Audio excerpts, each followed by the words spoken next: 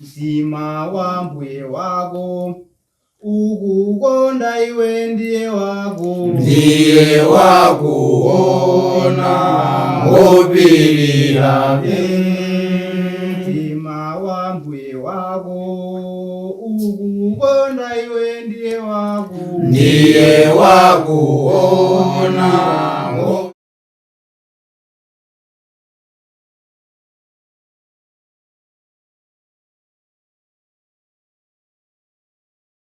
Tikulandireni omvera kuno konse kumene muli komanso ena amene mukutionera kuno konse kumene muli pa programu inakudza Bible langa imene amakupatsani ndalilongo School of Biblical Studies.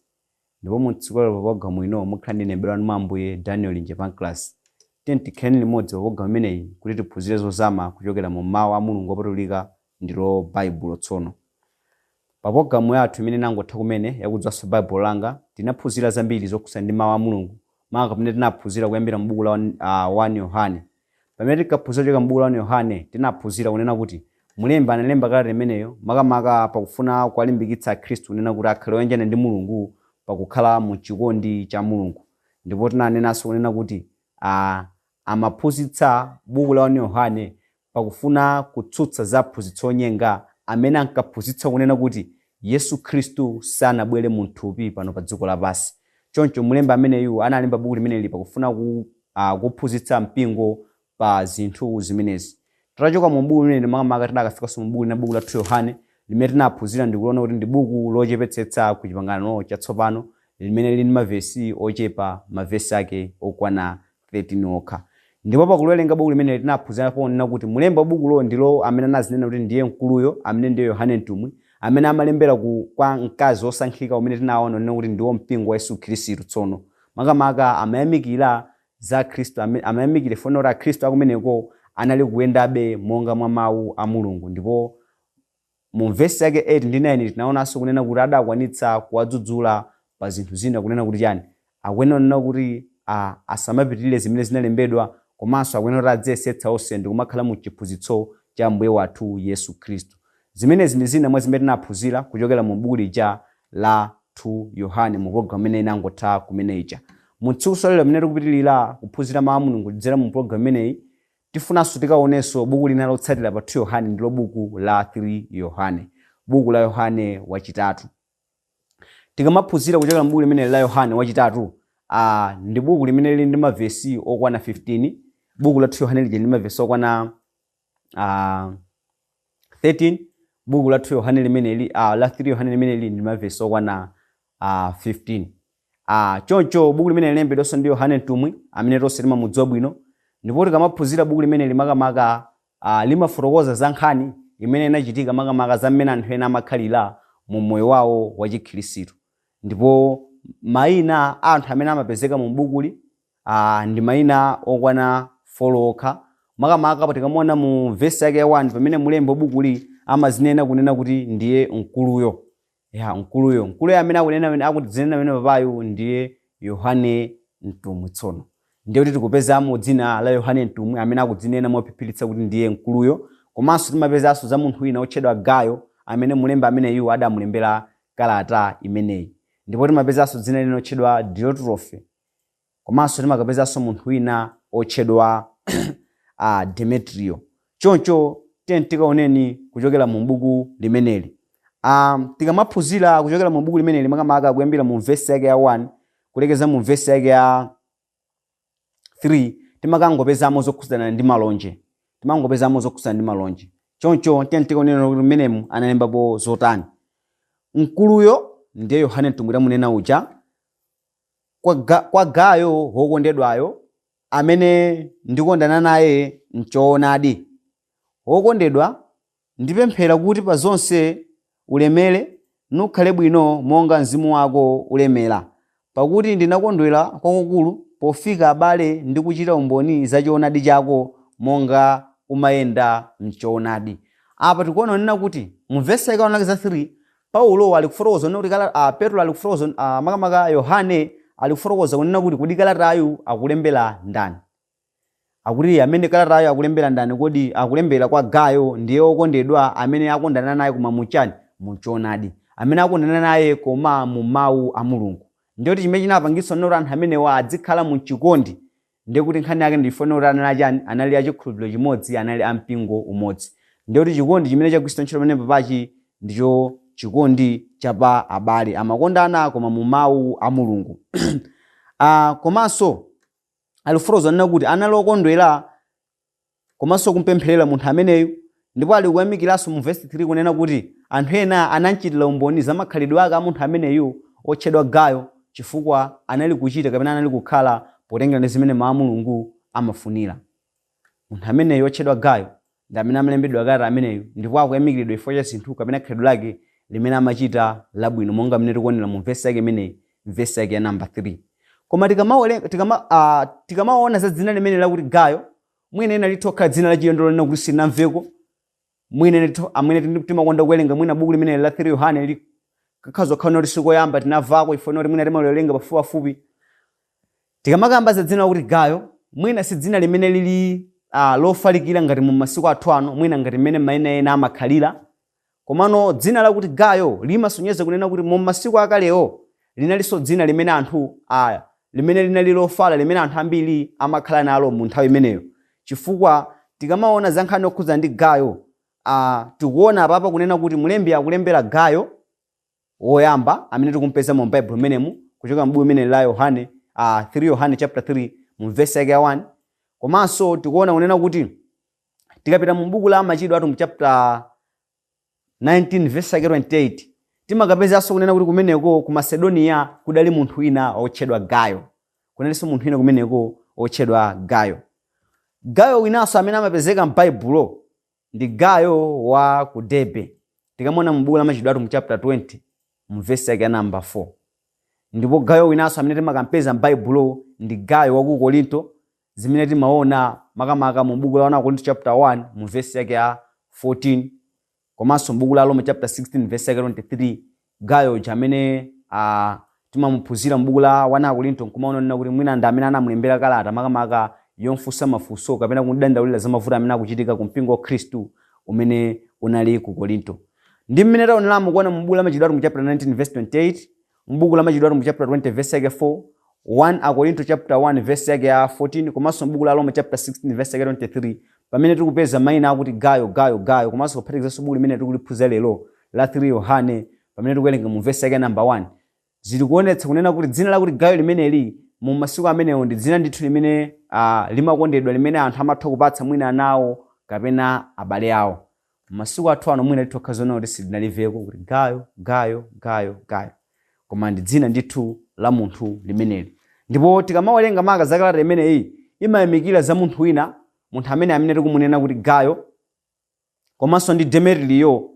Komanso buku limanena zoyipa za munthu amene amachita zosakhala bwino pa mpingo, ndiyo Diotrephes. Basi monga tafotokoza kana kuti buku lili mavesi okwana 15, tikamaona makamaka buku likulukulu latchulamo mayina anthu okwana 4. Taonapo za Yohane, ndiye mtumwi, Yohane mtumwi amene wakulemba bukuli. Komanso taonanso za Gayo, taonanso za Diotrephes, komanso taonanso za Demetriyo. Tsono pamene mulembi wa buku la amalemba kalatayi amalembera mtumiki wa Mulungu Gayo, koma nkhani yakuli imene kupezeka mu buku limene ndionena kuti mulembi akulembera kalatayi munthu amene otchedwa Gayo. Koma tikamona mu verse yake 5 kulekeza mu verse yake 8, mulembiyu akumuyamikira Gayo chifukwa cha khalidwe labwino limene iyeyo amatani kodi amaonetsa, ndipo amayamikiranso munthu wina otchedwa Demetriyo amene amaonetsanso khalidwe labwino pa mpingo. Koma adakambanso za zinthu zosakhala bwino zimene munthu wina otchedwa Diotrephes amaonetsa pamene amakhala mu mpingo kumeneku kumene amawalembera kalata ameneyo. Chofunikira ndi chani?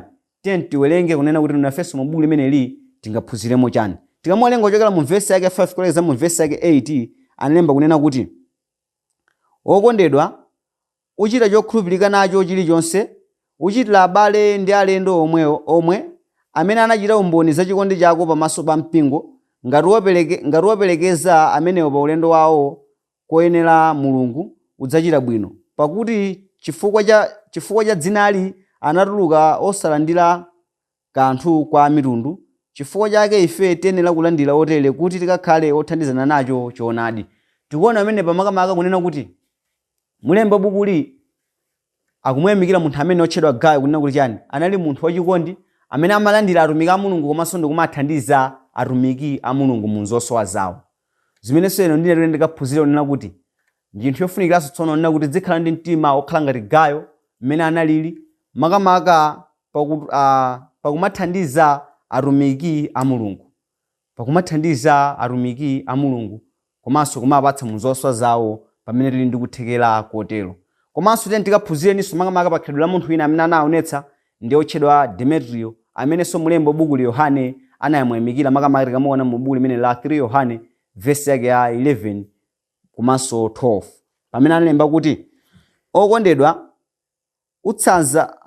usatsanza chilichonse choyipa komatu chimene chili chokoma. Iye wokuchita chokoma achokera kwa Mulungu. Iye wokuchita choyipa sanamuona Mulungu. Demetrio anachitira umboni anthu onse ndi choonadi chomwe, ndipo ife tichita umboni ndipo udziwa kuti umboni wathu uli woona. Apanso makamaka ali kufotokoza zokhudzana ndi Demetrio amene anatani kodi anachitanso zinthu zabwino makamaka kumachitira anthu kwa Khristu, kumaonetsanso chikondi kwa Khristu. Zimenenso ino ndine mmene tikukhala momwe wa Chikhristu chofunikira ndi chimenecho, tizikondana pawina ndi nzake. Ngati ndikuthekera kuthandizana tiyeni tionetsetse kuti tizithandizana ponenga ndi mmene mawu a Mulungu amaphunzitsira tikamuwerenga m'buku lopatulika limeneli ndilo Baibulo. Chinthu china tikamawerenga mu verse yake ya 9 ndi 10 timakapeza makamaka kuti akudandaula za khalidwe loyipa la munthu wina amene amaonetsa ndiye Demetrio, ndiye Diotrephe tsono. Verse yake ya 9 ndiye analemba kunena kuti ndalemba kanthu kwa mpingo, komatu Diotrephe uja wofuna kukhala wamkulu wa iwo satilandira ife. Momwemo ndikadza ine ndidzakumbutsa ntchito zake zimene achitazi zakunena zopanda pake pa ife ndi mawu oyipa, ndipo popeza izi sizinkwanira salandira abale iyeyo yekha, ndipo ofuna kuwalandira awaletsa nawataya kunja powatulutsa mu mpingo. Pamene pamulemba ali kumfotokozeranso makamaka mtumiki wa Mulungu amene Gayo kunena kuti ndalembera kanthu kwa mpingo, komatu Diotrephe uja amene amafuna kukhala wamkulu wa iwo satilandira ife.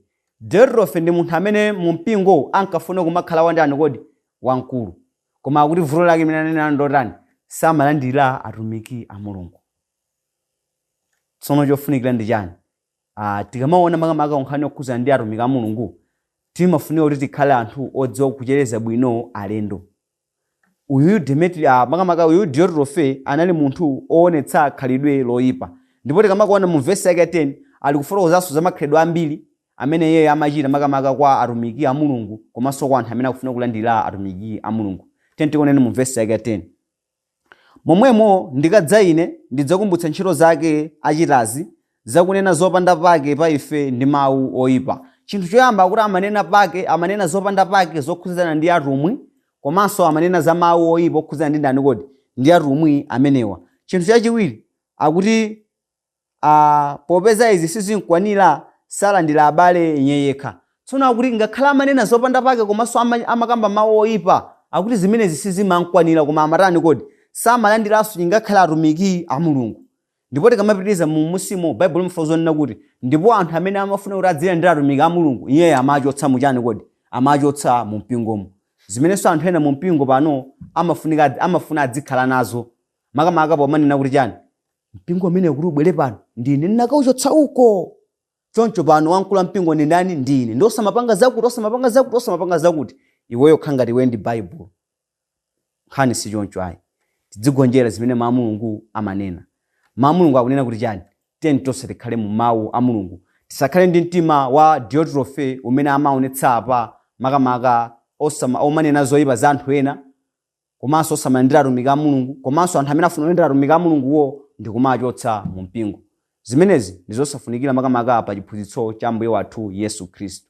Zimenezi ndi zimene adalemba makamaka mu kalata imene kalata yachitatu imene inalembedwa ndi mtumwi Yohane. Choncho tiyeni tikaonenso mu buku linotsatira mu buku limeneli la 3 Yohane ndilo buku la Yuda.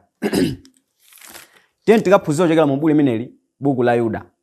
tikamaphunzira kuchokera mu buku la Yuda timaona kuti buku limene lili ndi mavesi okwana 25 ndipo buku linalembedwa ndi Yuda.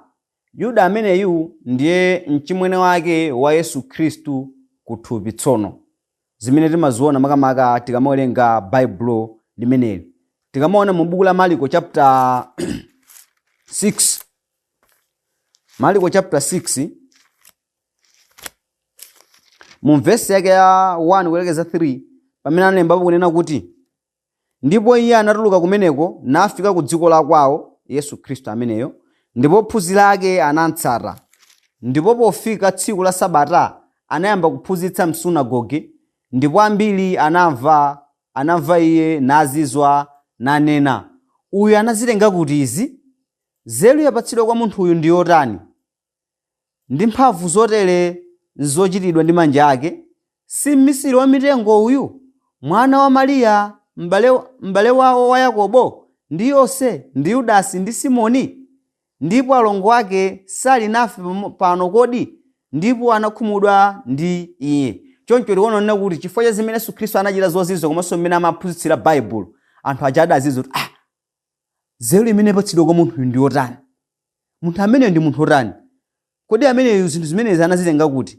Kodi uyu si mmisiri wa mitengo uyu, mwana wa Mariya, m'bale wake wa Yakobo ndi Yose komanso ndi Yudasi komanso ndi Simoni?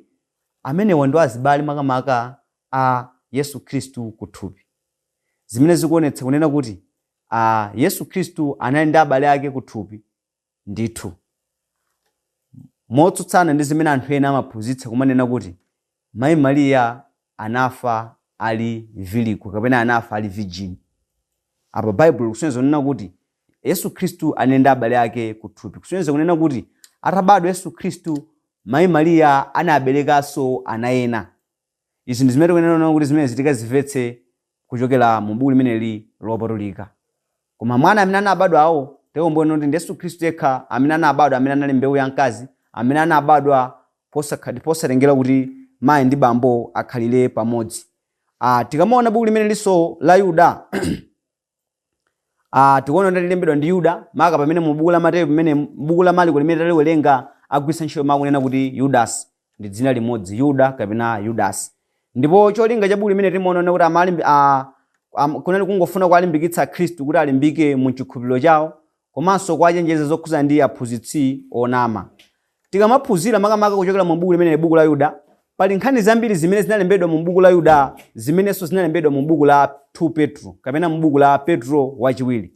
Tikamaona mu buku la Petro wachiwiri makamaka kuwerenga mu verse yake ya chapter ya number 2 kuyambira verse yake 1 kulekeza mu verse yake 3 anakambako nkhani yokhuza ndi aphunzitsi onyenga. Nkhani imeneyo ndi ine timakayipezanso tikapita mu buku la Yuda mu verse yake number 4. Komanso tikaonanso mu buku la 2 Petro chapter 2 mu verse yake 4 adafotokozako zokhuza ndi angelo amene anachimwa, amene anasungidwa ku midima kudikira chiweruziro. Nkhani imenenso tikapita mu buku la Yuda verse yake 6 timakayipeza yomweyo. Komanso tikapitanso mu buku la 2 Petro chapter 2 mu verse yake 6 kulekeza mu verse yake 12 anafotokozako nkhani yokhuza ndi Sodomu ndi Gomora. Zimenenso tikapita mu buku la Yuda verse yake 7 ndi 10 adafotokozanso nkhani yomweyo yokhuza ndi Sodomu ndi Gomora. Komanso tikapita mu buku la 2 Petro chapter 2 mu verse yake 15 adafotokozako nkhani yokhuza ndi Balamu. Zimenenso tikapita mu buku la Yuda verse yake 12 timakaona kuti anafotokozakonso nkhani yokhuza ndi Balamu. Tikapitanso mu buku la Yuda makamaka mu buku la 2 Petro chapter 3 verse yake 1-3 anafotokozako zokhuza ndi masiku otsiriza. Zimenenso Yuda mu verse yake 12 ndi makamaka mu verse yake 17 ndi 18 anafotokozanso zokhuza ndi masiku otsiriza.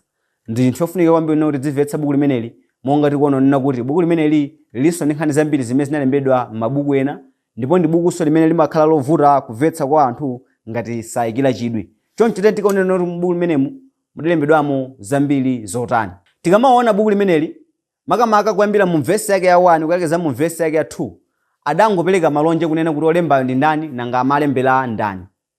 Tikamaona kuchokera mu verse yake 3 kulekeza mu verse yake 16 timaona kuti anangopereka machenjezo makamaka okhuzana ndi anthu amene anakhala pano pa dziko lapansi amene anachita zinthu zosakhala bwino. Kupereka machenjezo kwa anthu amene akuwalemberawo pakuwapatsa zitsanzo za anthu amene anakhala pano pa dziko lapansi amene sanachita bwino. Ndicho linga kuti anthu enawa akaphunzirire pa anthu amenewo. Komanso tikamaonanso kuyambira mu vesi yake 17 kulekeza mu vesi yake yomaliza vesi yake 25 tiona kuti mlembi amalimbikitsa Khristu amene onena kuti chani akuyenera adzisunge mu chikondi cha Mulungu makamaka pakukhala mu moyo okondana. Zimenezi ndi zina mwa zimene zinalembedwa mu buku limene li buku la Yuda. Choncho tikamaona mu vesi yake imene ya 1 taonapo kunena kuti adalemba kunena kuti okondedwa, Yuda kapolo wa Yesu Khristu ndi m'bale wa Yakobo, kwa iwo oyeranidwa okondedwa mwa Mulungu Atate ndi osungidwa ndi Yesu Khristu, chifundo ndi mtendere ndi chikondi zikuchulukireni. Tikuonera kuzifotokozanso yekha kuti ndiye Yuda komanso ndiye m'bale wake wa ndani kodi? M'bale wake wa Yakobo. Monga mujamene ronena kale kunena kuti ndiye m'bale wake amene wa Yesu Khristu koma kuthupi tsono. Zimene zimene analemba makamaka mu vesi yake 1 ndi 2. Ndipo tikamwerenga mu vesi yake 3 kulekeza mu vesi yake 16 adafotokozako makamaka ndi machenjezo pa zinthu zosiyanasiyana potengera ndi mmene anthu ena anakhalira pa dziko lapansi sanakhale bwino, mmene adawonongekera komanso kuti anthu akuyenera kukhala mu moyo otani. Tikamaona makamaka mu vesi yake 3 adalemba kunena kuti okondedwa, pakuchita changu chonse chakukulemberani za chipulumutso cha ife tonse, ndafulumidwa mtima ine kukulemberani ndikudandaula kuti mulimbane chifukwa cha chikhulupiriro chapatsidwa kamodzi kwa oyera mtima. Apa zikuoneka kunena kuti mlembi amene Yuda poyamba penipeni anafuna kuwalembera Khristu amenewa, koma anafuna kuwalembera zokhudzana ndi chani? Anafuna kuwalembera zokhudzana ndi chipulumutso chimene chidapatsidwa kwa ndani kodi? Kwa ife tonse. Koma kuti iyeyo adafulumidwa mtima makamaka komanso akudandaula ndi kuwalembera Khristu amenewa wauza kunena kuti chani? Alimbane chifukwa cha chikhulupiriro chimene chidapatsidwa kwa iwowa kamodzi. Chikhulupiriro chimene chikunenedwa pamene papachi ndicho mawu a Mulungu, zimene timaona tikamwerenga mu buku la Galatiya chapter 3 vesi yake 23 kulekeza mu vesi yake 25 adagwiritsa ntchito mawu amene akunena kuti chikhulupiriro pakutanthauza uthenga wabwino wa Ambuye wathu Yesu Khristu. Komanso mu buku la Machitidwe mu chapter 6 mu vesi yake 7 anagwiritsa ntchito mawu akunena kuti chikhulupiriro kutanthauza uthenga wabwino wa Ambuye wathu Yesu Khristu. Tikuona mlembi pamene adafuna kuwalembera za nkhani ina, koma adasintha ndi kuwalemberanso za nkhani ina polengera ndi mmene Khristu nyengo zawo zinalili. Zimenenso ino ndine pokhala ndife atumiki a Mulungu tikufunika kunena kuti tidziphunzitsa mawu polengera ndi mmene anthu nyengo zawo zilili. Akuchita zabwino tawayamikireni, tiwalimbikitse komanso ndiwachenjeza kunena kuti zabwino zimene zikuwabwererazi asati nazo chifuniro cha Mulungu. Monga tikuona chitsanzo chabwino apa atafuna kuwalembera zokhudzana ndi chipulumutso chimene chidapatsidwa kwa ife tonse pakamodzi, anaona ndi mmene nyengo zilili zifuna kuti ndalembere kuti akalimbane ndi chikhulupiriro. Akhale akuchita mawu polengera ndi mmene mawu a Mulungu amanenera. Ndipo tikamaona makamaka mu vesi yake ya 5 kulekeza mu vesi yake 8 amafotokozera za ena amene anakhala pano pa dziko lapansi makamaka mu chipangano chakale amene anachita kusoweruzika monganso mmene makolo amakhalira pamudzi. Nthawi zina zake makolo amagwiritsa zitsanzo za anthu ena ake amene mwina anakumana ndi mavuto atachita zinthu zolakwika pakuphunzitsira ana awo kunena kuti ana awo amvetse bwino za mmene akuyenera kukhalira mu moyo uno. Padalitu akuti ankachitanso khalidwe loyipa limene mumapanga inuli, koma mapeto ake zinakathera kwakuti kuchonongeko. Maganizo omwewo ndi amene Yudaso adali nawo makamaka pakulemba kalata ameneyo, chifukwa tikamaona mu vesi yake 5 kulekeza mu vesi yake 8 adapereka zitsanzo za amene anakhala mu chipangano chakale koma mosamvera Mulungu, amene tsopano akudikira chiweruziro. Tikamaona makamaka mu vesi yake 5 adapereka chitsanzo cha anthu amene sanakhulupirike mu ulendo wawo ochoka ku Igupto kupita ku Kenani, ana Israeli. Kumbukirani tikamaona mu buku la Numeri chapter 14 vesi yake 26 kulekeza 38 timaona nena kuti anthu onse amene anali oposera zaka 20 adafa m'chipululu muja. Ndipo tikamaona Bible limatsimikiza nena kuti ndi Yoswa ndi Kalebu amene anachoka nawo ku Igupto komanso akafika nawo kuchani, kukafika nawo ku Kenani.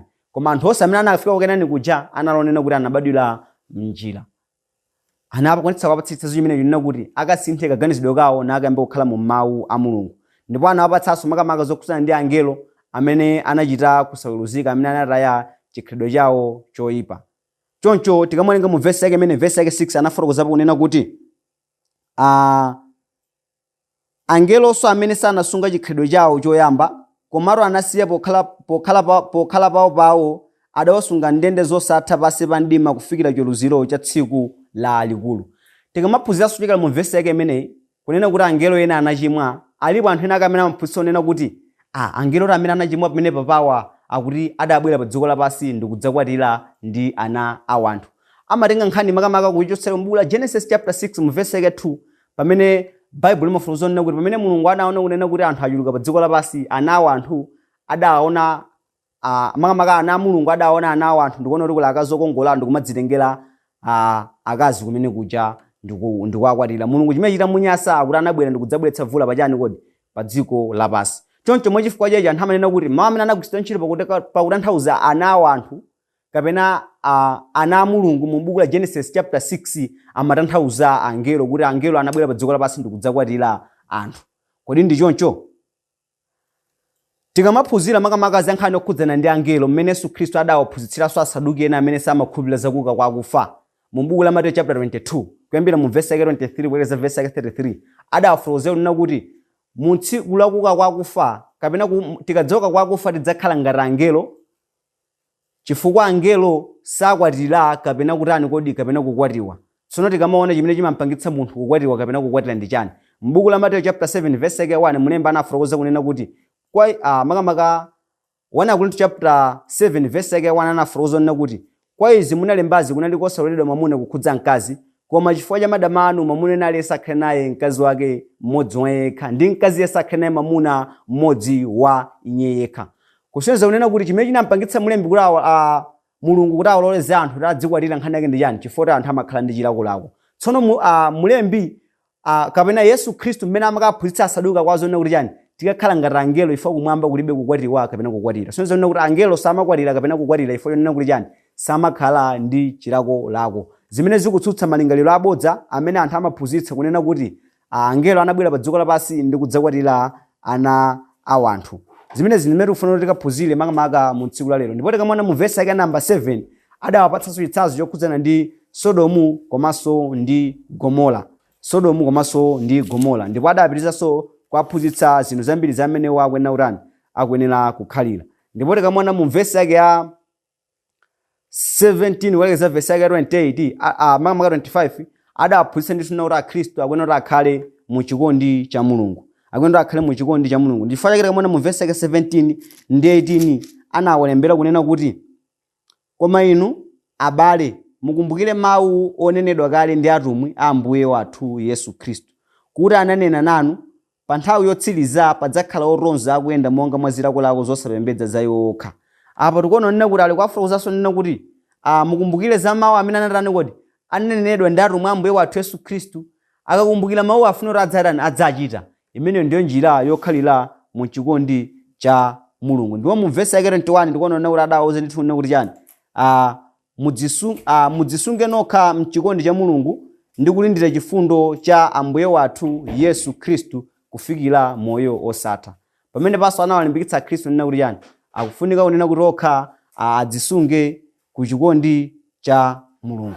Zofunikanso nena kuti ino ndine amene tikukhala pano pa dziko lapansi tiye tizikhala odzisunga, koma kudzisungira ku chikondi cha Mulungu pano pa dziko lapansi. Kodi munthu angadzisunge bwanji pano pa dziko lapansi? Munthu akhoza kudzisunga ngati akuchita zimene mawu a Mulungu amanena. Makamaka tikamaona mu buku la Yohane chapter 15 vesi yake 9 ndi 10 anafotokozako nkhani ngati imeneyo. Ndi zinthu zofunikanso kwambiri kunena kuti pamene inu tikukhala pano pa dziko lapansi tiye tidziyesetsane kumadzisunga ndi kumakhala mu chikondi cha Mulungu. Zimenezi ndi zimene mulembi Yuda analemba makamaka kulembera mpingo wa Khristu. Zimenenso ino ndine pakuzichita zitha kukatitengera chipulumutso. Chofunika ndi chani? Pamene taphunzira mu programu imene kuchokera mu mabuku awiri, buku la Yohane komanso buku la Yuda, tiye tizikhala anthu akuchita mawu, tizichita zimene mawu a Mulungu amanena kunena kuti mu tsiku lomaliza tikapeze chipulumutso. Zimenezi ndi zimene timafuna tigawane mu programu ya lero. Choncho ndidzakupemphani kuti mu programu yotsatira lidzakhalenso limodzi imene tifuna tidzaphunzire tsatanetsatane makamaka wa buku la chivumbulutso. Choncho mwina kutheka kuti muli ndi funso kapena ndemanga, tumizani funso lanu kapena ndemanga yanu makamaka kwa Lilongwe School of Biblical Studies amene amakupatsirani programu imeneyi makamaka kudzera pa nambala iyi 0 766 018. Ndipo mu tsiku lero munali ndi m'bale wanu Daniel Njepanklasi. Mulungu akudalitseni nonse. mtima wa mbuye wako ukukonda iwe ndiye wako wakuona ngopirira mtima wa mbuye wako ukukonda iwe ndiye wako wakuona